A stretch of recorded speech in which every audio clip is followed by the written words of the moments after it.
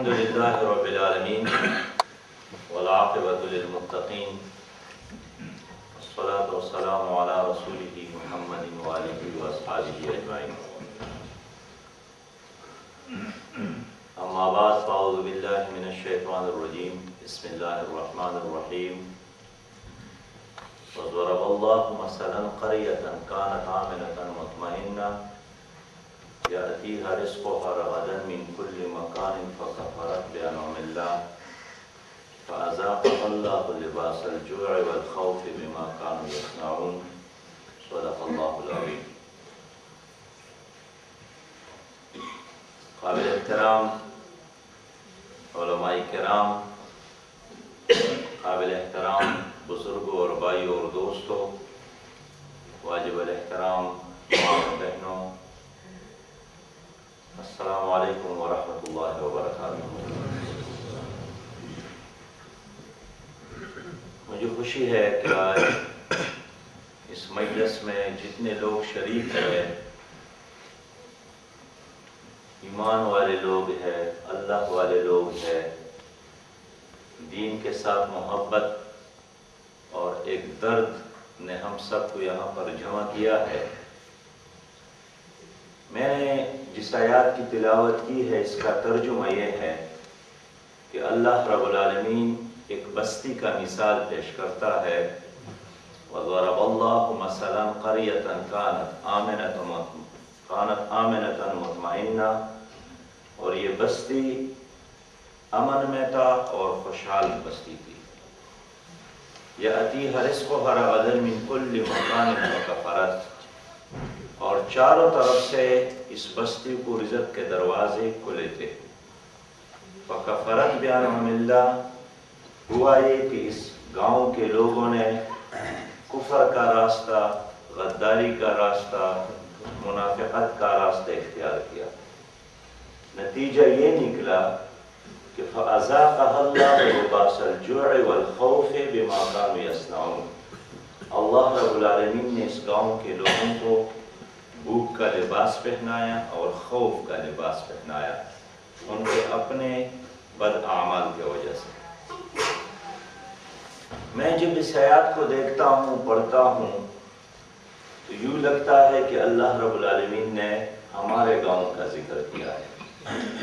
ہمارے گاؤں کا نام پاکستان ہے، جس میں 18 کروڑ عوام رہتے ہیں، اور ہمارے گاؤں کے لوگوں کو اللہ رب العالمین نے 63 سال قبل انگریزوں سے آزادی دے دی، اور پوری قوم نے اللہ کے ساتھ وعدہ کیا تھا کہ پاکستان کا مطلب کیا؟ لا الہ الا اللہ۔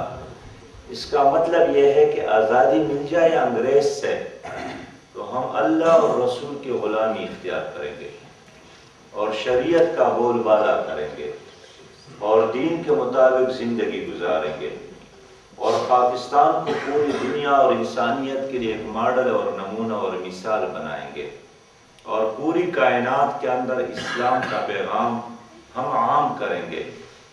لیکن ہمارے گاؤں کے لوگوں نے، پاکستان کے لوگوں نے اللہ رب العالمین کے ساتھ بے وفائی کا راستہ لیا، بلکہ غداری کا راستہ لیا، منافقت کا راستہ لیا، اور 63 سالوں میں ایک دن ایسا نہیں آیا کہ ہماری قوم نے اپنے اوپر شریعت کا نظام نافذ کیا ہو، اور اللہ نے اپنی نعمتوں سے ہماری قوم کو نوازا، بہترین موسم دیے، بہترین ذہنی اور جسمانی صلاحیت سے نوازا، سمندروں سے نوازا، پہاڑوں سے نوازا، معدنیات سے نوازا، زمرد کے کان دیے، سونے کے ذخائر دیے، کوئلہ اور گیس کی نعمت سے نوازا، ہر چیز سے نوازا، حتیٰ کہ دنیا کے اندر واحد ملک ہے جس کو اللہ رب العالمین نے 60 سالوں میں ایٹمی صلاحیت کا حامل، ایک ایٹمی طاقت بھی بنایا۔ لیکن ان تمام نعمتوں کے باوجود ہماری قوم نے اللہ کے ساتھ بے وفائی کی، اللہ کے ساتھ غداری کی، سوشلزم کو سپورٹ کیا۔ اسلام کے مقابلے میں سوشلزم پر اعتماد کیا. ایک دن کے لیے پاکستان کے اندر لا الہ الا اللہ کا نظام نہیں آیا، اور میں نے اپنی 49 سالہ زندگی میں یہ نہیں سنا کہ ایک دن ایسا آیا تھا کہ ہمارے چیف جسٹس نے قرآن ہاتھ میں اٹھایا تھا اور اس نے فیصلہ کیا کہ چونکہ پاکستان اس قرآن کے بدلے اور برکت سے ہمیں ملا ہے، اس لیے آج تو میں فیصلہ قرآن کی روشنی میں سناؤں گا. نہیں، ایسا دن نہیں آیا. اسی چیف جسٹس کے سامنے جو کتاب پڑھی ہے وہ انگریزی کا ہے، وہ تعزیرات ہند کا کتاب ہے، لیکن وہ قرآن کا کتاب نہیں ہے. اور قرآن نے تو فیصلہ سنایا ہے کہ فَلَا وَرَبِّكَ لَا يُؤْمِنُونَ حَتَّى يُحَكِّمُوكَ فِي مَا شَجَرَ بَيْنَهُمْ، تمہارے رب کی قسم یہ مومن نہیں ہو سکتے ہیں جب تک اے پیغمبر آپ کو اپنے فیصلوں میں حاکم اور قاضی تسلیم نہ کرے. لیکن ہماری قوم نے 60 سالوں میں ایک دن، ایک لمحے، ایک سیکنڈ کے لیے اپنے معاملات میں محمد مصطفیٰ صلی اللہ علیہ وسلم کو قاضی تسلیم نہیں کیا ہے. تو مشہور واقعہ ہے کہ مدینہ میں ایک یہودی اور ایک مسلمان کے درمیان تنازع پیدا ہوا اور دونوں رسول اللہ صلی اللہ علیہ وسلم کے پاس آئے. حضور نبی کریم صلی اللہ علیہ وسلم نے فیصلہ یہودی کے حق میں دیا اور مسلمان خاموش باہر نکلے. تو اس نے یہودی کو سمجھایا کہ حضور صلی اللہ علیہ وسلم نے تو فیصلہ آپ کے حق میں تو دے دیا ہے، لیکن ذرا جا کر حضرت عمر بن خطاب رضی اللہ تعالیٰ عنہ کی رائے بھی سن لیتے ہیں کہ وہ کیا کہتے ہیں. اور انہوں نے منظور کیا. دونوں اس کے پاس گئے اور مسلمان نے اپنا کیس سنایا اور یہودی نے بھی کہا کہ مسئلہ تو یہی ہے کہ میں رکھوں گا، لیکن ہمارے بارے میں ایک بار تو حضور صلی اللہ علیہ وسلم نے فیصلہ دے دیا ہے. عمر بن خطاب رضی اللہ تعالیٰ عنہ اپنے گھر جاتے ہیں اور تلوار اٹھا کر اس مسلمان جو کہ منافق تھا اس کا سر اس نے تن سے جدا کیا اور اعلان کیا کہ جو حضور صلی اللہ علیہ وسلم کا فیصلہ قبول نہیں کرتے ہیں، عمر کا فیصلہ اس کے لیے یہی تلوار ہے. اور لوگوں نے مدینہ کی گلیوں میں باتیں شروع کی کہ آدمی تو گئے تھے کہ فیصلہ سنائے اور اس نے اس کا سر اڑایا، اور لوگ چھن گھومیاں کر رہے تھے کہ اللہ نے اس کے حق میں فیصلہ دیا کہ فَلَا وَرَبِّكَ لَا يُؤْمِنُونَ حَتَّى يُحَكِّمُوكَ فِي مَا شَجَرَ بَيْنَهُمْ، تمہارے رب کی قسم یہ مومن نہیں ہو سکتے ہیں جب تک کہ پیغمبر آپ کو اپنے فیصلے میں حاکم تسلیم نہ کرے. یعنی ہمیں اگر کسی مولوی صاحب، کسی پیر صاحب، کسی عالم صاحب، کسی لیڈر صاحب کی بات کروں تو اس کو رد کرنے کی ہمیں اجازت ہے، لیکن اللہ رب العالمین نے سورہ مائدہ میں فرمایا ہے کہ وَمَن لَّمْ يَحْكُمْ بِمَا أَنزَلَ اللَّهُ فَأُولَٰئِكَ هُمُ الْكَافِرُونَ، جو اللہ کی کتاب پر فیصلے نہیں کرتے یہ کافر ہے. وَمَن لَّمْ يَحْكُمْ بِمَا أَنزَلَ اللَّهُ فَأُولَٰئِكَ هُمُ الظَّالِمُونَ، جو اللہ کی کتاب پر فیصلے نہیں کرتے یہ ظالم ہے. وَمَن لَّمْ يَحْكُمْ بِمَا أَنزَلَ اللَّهُ فَأُولَٰئِكَ هُمُ الْفَاسِقُونَ، جو اللہ کی کتاب پر فیصلے نہیں کرتے یہ فاسق ہے.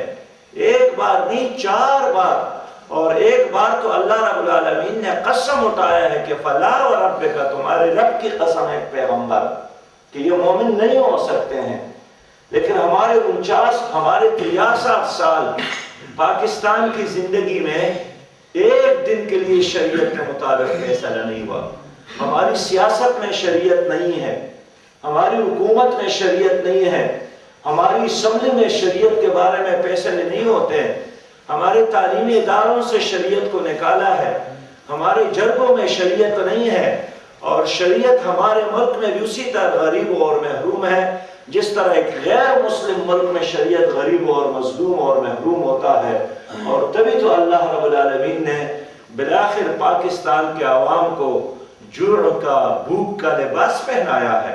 وَأَذَاقَهَا اللَّهُ لِبَاسَ الْجُوعِ وَالْخَوْفِ، اللہ نے بھوک کا اور خوف کا لباس پہنایا. اور سب کچھ ہونے کے باوجود اب پاکستان کا بچہ ورلڈ بینک کا مقروض، پاکستان کا ہر بچہ IMF کا مقروض. آج بھی اگر پاکستان کے اندر 20,000 بچے پیدا ہوئے ہیں تو 20,000 بچے مقروض بن کر اس دنیا میں آئے ہیں. انسان نے چاند پر قدم رکھا اور پاکستان اتنی صلاحیت کا حامل ملک، ہمارے بچے گندگی کے ڈھیر میں رزق تلاش کرنے پر مجبور، ہمارے لاکھوں لوگ فٹ پاتھوں پر سونے پر مجبور، ہمارے اسپتالوں میں لوگ گردے فروخت کرنے پر مجبور، ہمارے شبی کے میلے میں بلوچ بھائی نے اپنی بیٹی کو، جوان بیٹی کو فروخت کرنے کے لیے پیش کیا، ہمارے لاہور میں ماں نے اپنے دونوں بیٹوں کو اٹھا کر ریلوے کے پٹری پر رہ گئی اور لیٹ گئی، اپنی زندگی کا